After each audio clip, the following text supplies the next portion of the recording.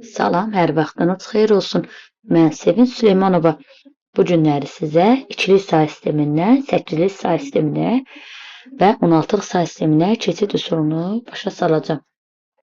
Verilən ədədimizi ikilik say sistemindən 8-lik say sisteminə keçirən zaman ilk növbədə biz bunları sağdan sola 3-3 qruplaşdırırıq.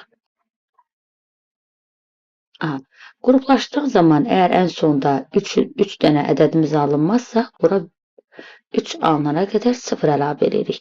Daha sonra 3 qruplaşdırdıqdan sonra verilən say sistemində qruplaşdırdığımız ədədlərin üzərinə nömrələmə aparırıq. 1, 2, 4.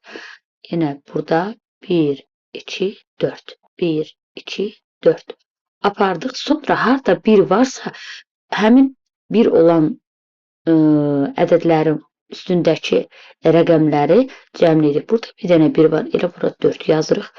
Burada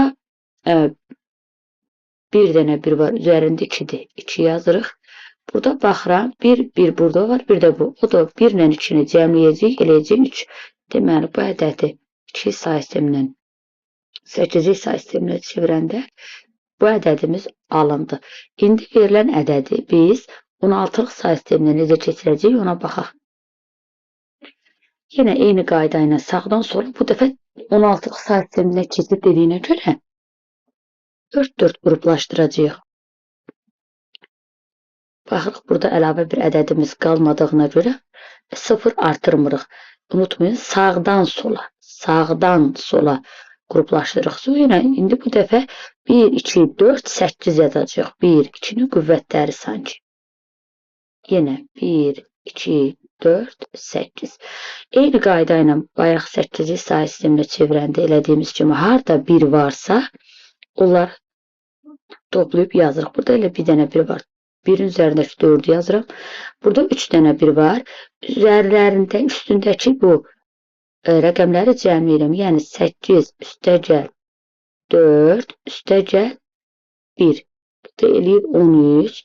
16-lıq say sistemimizdə 13 rəqəmi hərfli ifadə olunur. Yəni A 10-dan, B 11, C 12, D 13, Y 14, F 15'dir.